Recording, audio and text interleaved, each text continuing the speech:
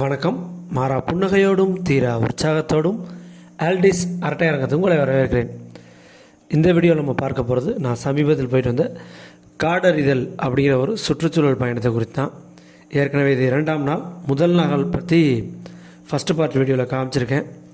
காந்தலூர் பகுதியில் உள்ள சோலை காடுகளை பற்றி பார்த்தோம். அங்கே உள்ள கச்சாலம் அருவி பார்த்தோம். முருகன் கடவு அப்படிங்கிற ஒரு பாறை மேடு பார்த்தோம். ஸோ 2ஆவது நாள், முதல் நாள் இரவு டென்ட்டில் தங்கிட்டு அடுத்த நாள் கிளம்பிட்டோம். இந்த 2ஆம் நாளில் நாங்கள் பார்க்க போகிறது மறையூர் சுகர் ஃபேக்ட்ரி. அதுக்கு பிறகு சின்னாறு வனப்பகுதி. சின்னாறு வனப்பகுதி ரொம்பவே சூப்பராக இருந்துச்சு. அருமையான ஒரு ட்ரெக்கிங். இந்த பயணத்தோட ஹைலைட் அப்படின்னு சொல்லலாம். இந்த பயணம் அப்படிங்கிறது ஒரு வழக்கமான சுற்றுலா கிடையாது. சுற்றுச்சூழல் ஆர்வலர், எழுத்தாளர் கோவை சதாசிவம் ஐயா அவங்க தான் அதை வழி நடத்துகிறாங்க. இதை ஆர்கனைஸ் பண்ணுறது, ஒருங்கிணைக்கிறது பார்த்தோன்னா ஆற்றல் பிரவீன்குமார்.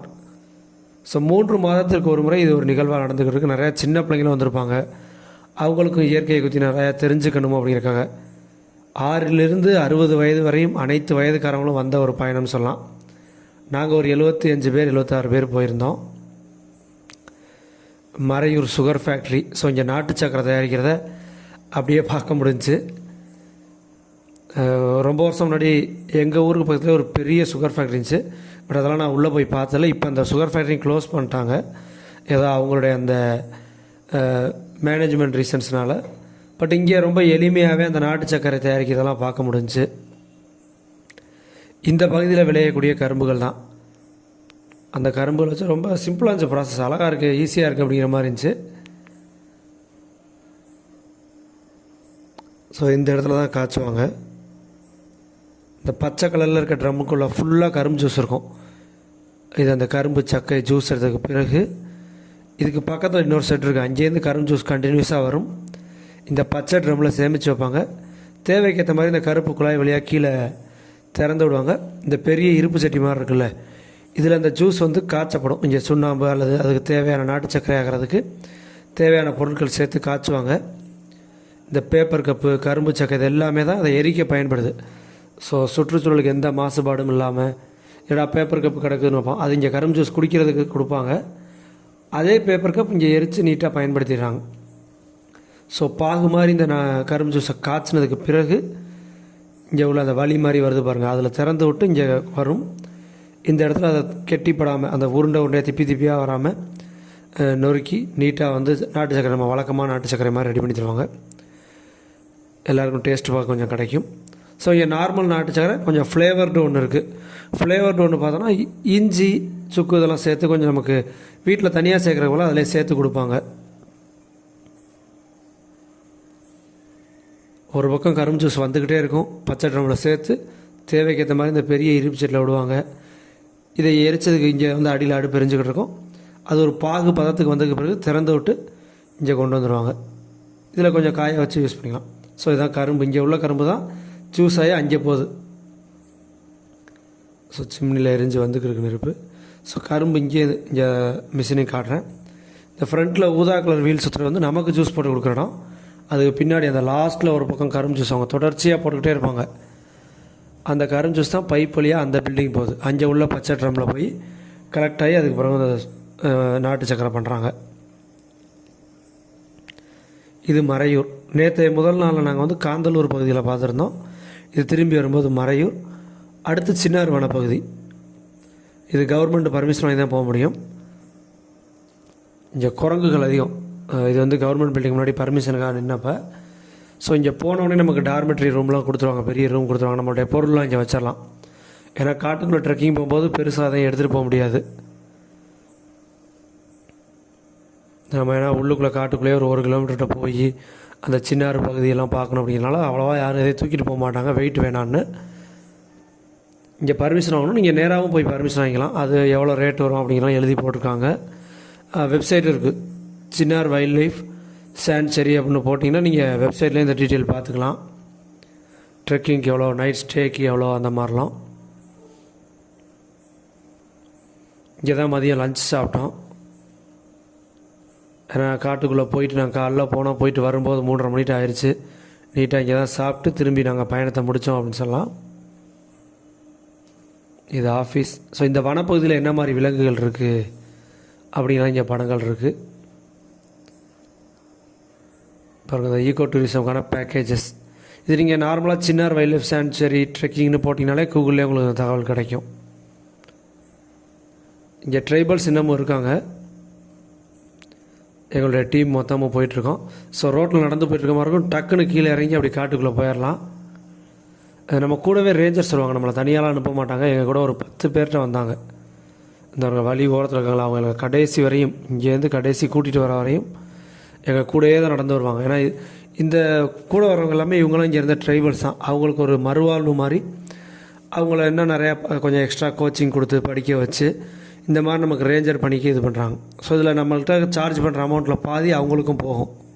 பாருங்கள், 4 பேர் நிற்கிறாங்க. மொத்தமாக எங்களுக்கு ஒரு 7-8 பேருக்கு மேலே வந்தாங்க. எல்லா இடத்துலையுமே ரொம்ப கேர்ஃபுல்லாக ப்ராப்பராக கூப்பிட்டு போயிட்டு வந்தாங்க.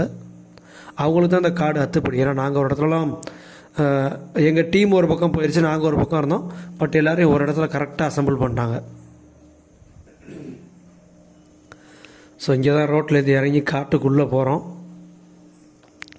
இதெல்லாம் பர்மிஷன் வாங்கிட்டு தான் போக முடியும். நம்ம பாட்டுக்கு நினச்ச நேரத்துக்கு நம்மளும் ரோட்டில் நிப்பாட்டி உள்ளே போயிடலாம் அப்படிலாம் போக முடியாது. யானைகள் அதிகமாக உலாவுற பகுதி. நான் போனப்போ பார்த்தா நிறையா இடத்துல அந்த யானை சாணங்கள் பார்த்தோம். ஏன்னா அது அந்த தண்ணி குடிக்க அந்த சின்னாறு காட்டுவோம். அந்த தண்ணி குடிக்க இடத்துல அந்த யானை வரும், தண்ணி குடிக்கலாம் வரும். நாங்கள் போனப்போ நல்ல வேலை யானை எதிரில் வரல. பட் நல்லா த்ரில்லிங்கான அனுபவமாக. ஏன்னா யானை சாணம் நிறையா இடத்துல இருந்துச்சு. அதுலேருந்து காளான்லாம் முளைச்சி வந்துச்சுன்னு சொல்லலாம். ஸோ அந்த காட்டோட சவுண்ட் என்ஜாய் பண்ணுங்கள். இந்த வாட்ச் டவரில் ஏறி ஒட்டுமொத்த காட்டையும் நல்லா பார்த்தோம். ஸோ நாங்கள் நினச்சாங்கன்னா கொஞ்சம் இடங்களில் ஒரிஜினல் சவுண்டே வச்சுருக்கேன். ஸோ அது நல்லாயிருக்கும். அந்த அருவிகிட்ட போகும்போது அருவியில் ஆற்றுப்பகுதிக்கு போகும்போது ரொம்ப பிரமாதமாக இருந்துச்சு. சின்ன ஆறுகிட்ட அந்த ஆற்றோட சவுண்ட்லாம் அவ்வளோ பிரமாதம் இருந்துச்சு. நேரில் போனீங்கன்னா சூப்பராக இருக்கும். அடுத்தடுத்து அடுத்த நிகழ்வு நடக்குது.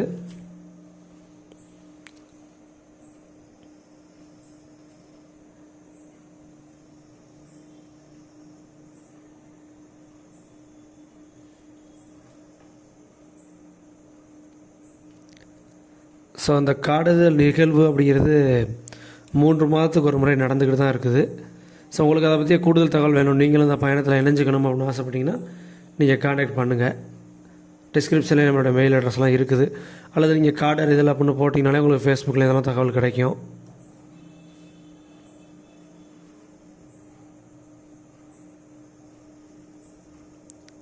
இது 2வது மாடி. இது இந்த வாட்ச் டவர் பார்த்தோன்னா ஒரு 100 அடி உயரம் இருக்கும்.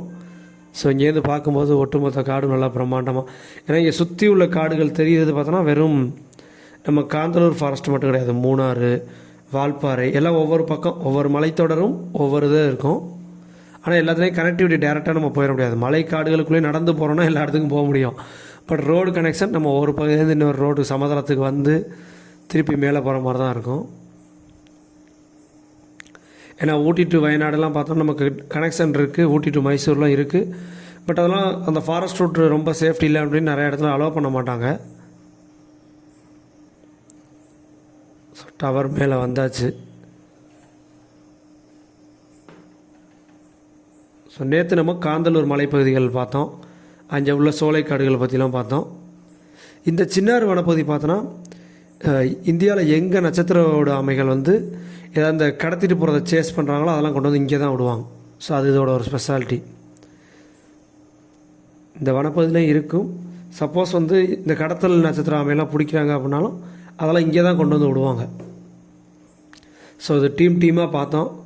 எங்கள் டீம் பார்த்து முடிச்சுட்டு அடுத்து நாங்கள் திருப்பியும் பயணத்தோடு அந்த அருவி ஆற்று பகுதிக்கு போனோம். எல்லா இடத்துலையுமே நமக்கு ரேஞ்சர் துணைக்கு இருப்பாங்க.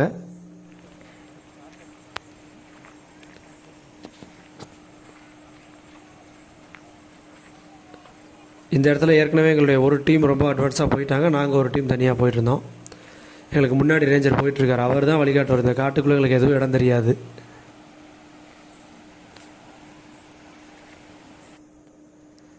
ஆற்றுக்கு பக்கத்தில் வந்தாச்சு. ஆக்சுவலாக இங்கே எங்கள் டீம் வந்திருக்குன்னு சொல்லிட்டு நாங்கள் வேறொரு பாதை எங்களை கூப்பிட்டு போய் சீக்கிரமே இங்கே கூப்பிட்டு போயிட்டார். பட் எங்கள் டீம் இந்த இடத்துக்கு வந்து சேரல. அப்புறம் நாங்கள் போய் எங்கள் டீமை மீட் பண்ணோம். தூய்மையான ஒரு தண்ணீர்னு சொல்லலாம். ஏன்னா மனித அதிக புழக்கம் இல்லாத நைட்லாம் வந்து யாரெல்லாம் தஞ்சிக்கிட்டு இருக்க முடியாது. நம்ம இந்த மாதிரி ரேஞ்சர்ஸோடு வந்துட்டு ட்ரெக்கிங் எவ்வளோ நேரம் பார்த்துட்டு திரும்ப போகலாம். அவ்வளோதான். தண்ணி அவ்வளோ சில்லுன்னு கிளியராக சூப்பராக இருந்துச்சு. அப்படியே கையில் எடுத்து குடித்தேன். நல்லா தாராளமாக குடிக்கலாம், தூய்மையான தண்ணீர் அப்படின்னு சொல்லலாம். ஏன்னா இந்த வனப்பகுதியில் இருக்க ட்ரைபல் பீப்புளெலாம் இதை தான் குடிக்கிறாங்க, இதை தான் யூஸ் பண்ணுறாங்க. நான் இன்னும் கொஞ்சம் நேரத்தில் அந்த காட்டோட சவுண்டு வந்து அப்படியே வைக்கிறேன். அந்த அருவியோட சவுண்ட்லாம் அவ்வளோ சூப்பராக இருக்கும்.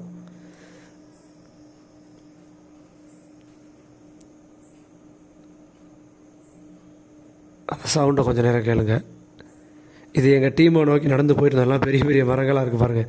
அங்கே போயிட்டு இந்த காற்றை குறித்தும் ஒரு அறிமுகம் சதாசிவம் ஐயா அவர்கள் அதை கொஞ்சம் விளக்கம் கொடுத்தாங்க.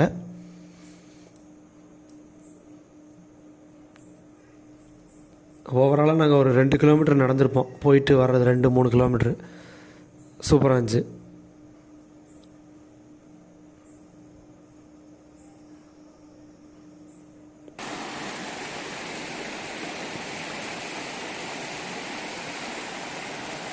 அப்படியே அந்த அருவியோட சவுண்டை ஃபீல் பண்ணுங்கள்.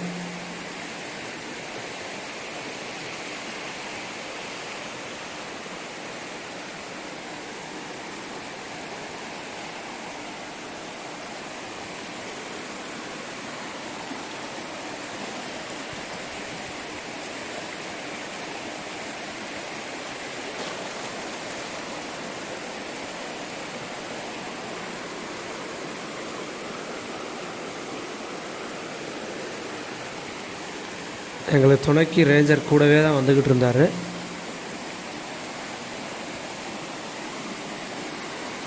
என்ன பாதை இல்லை, பாதை இல்லையே. ஓ, இங்கே ஒரு பாதை ரொம்ப குறுகலாக நல்லா இருந்துச்சுன்னு சொல்லலாம்.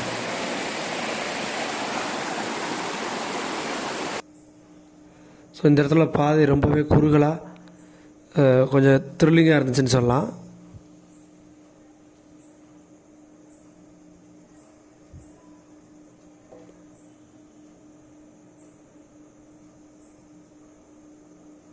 ஒரு வழியாக எங்கள் டீம் உட்காந்து அந்த இடத்துக்கு போய் சேர்ந்துட்டோம். இங்கே மறுபடியும் நாங்கள் இந்த காட்டை குறித்தும் இந்த ஆறை குறித்தும் அப்படியே இந்த சுற்றுச்சூழலை குறித்தும் குழந்தைகள்லேருந்து பெரியவங்க வரை எல்லாருமே ரொம்ப ஆர்வமாக தெரிஞ்சுக்கிட்டோம் அப்படின்னு சொல்லலாம்.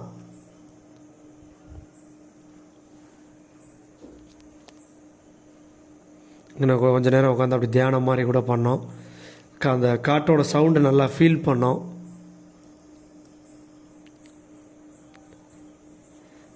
இது பார்த்தோன்னா இங்கே இந்த ஒரு மரத்தை பற்றி இது எல்லாமே நீர் மருது மரங்கள் தான். இந்த ஓரத்தில் இருக்க எல்லாமே ஆற்றோட ஓரத்தில் இந்த மரத்தை குறித்து அதெல்லாம் ஐயா சொல்லிக்கிட்டு இருந்தாங்க.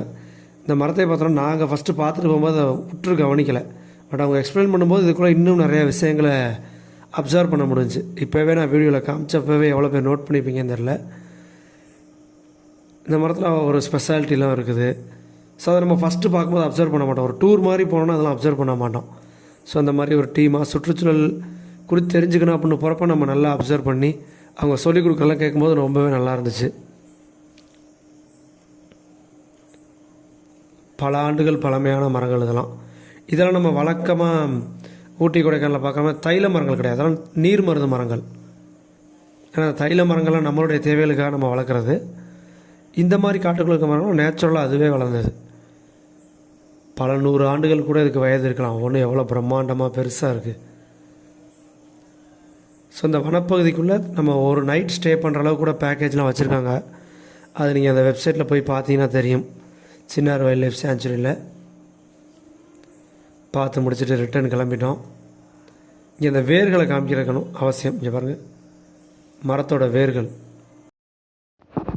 இந்த வேர்கள் ஏன் இவ்வளோ தூரம் தெரிகிற அளவுக்கு இருக்குது அப்படின்னு பார்த்தோன்னா, இந்த ஆற்று நீர் இப்போ வெள்ளம் எடுத்து வரும்போது, ஏன்னா இப்போ நமக்கு பக்கத்தில் ஆறு சின்னதாக ஓடுற மாதிரி இருக்கும். இங்கே பாருங்கள், சின்னதாக ஓடுற மாதிரி இருக்குது. பட் இது வெள்ளம் வரும்போது இந்த நீர் இதுவரையும் வரும். ஸோ அப்படி இருக்கும்போது இந்த மரத்தோட வேர்களையும் அதில் உள்ள மண்ணுகளையும் எடுத்துகிட்டு போகுது. ஸோ இந்த பகுதிக்கு தான் எப்போதுமே யானைகள் வந்து நீர் குடிக்கக்கூடிய ஒரு பகுதி. இது இரவுலையோ பகல்லையோ வந்து தண்ணீர் குடிக்கக்கூடிய பகுதி தான் இது. நாங்கள் போனவே அந்த யானை லத்தி பார்த்தோம். ரொம்ப நாளான யானை லத்தியில் பார்த்தோன்னா அந்த காளான்லாம் முளைச்சி வந்துருந்துச்சு. நமக்கு வந்து பறவைகள் மட்டும்தான் விதைகளை ட்ரான்ஸ்ஃபர் பண்ணுது அப்படின்னு நினைக்கிறோம். யானைகளும் அந்த வேலைகளை பண்ணுது. ஒவ்வொரு உயிரினமே பண்ணுது அப்படின்னு சொல்லலாம். ஸோ ஒரு அருமையான நிகழ்வு இது.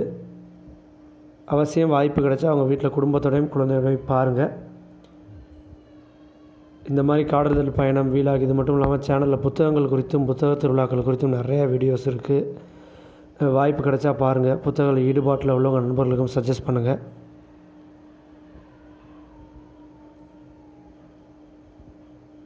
ஸோ வருஷத்துக்கு ஒரு முறை இந்த மாதிரி ஒரு அழகான ட்ரிப் வாய்ப்பு கிடைக்கும்போது போயிட்டு வாங்க. மறுபடியும் இன்னும் ஒரு வீடியோவில் இன்னும் நிறையா தகவல்களை சந்திக்கிறேன். தொடர்ந்து வாசிப்போம். நன்றி.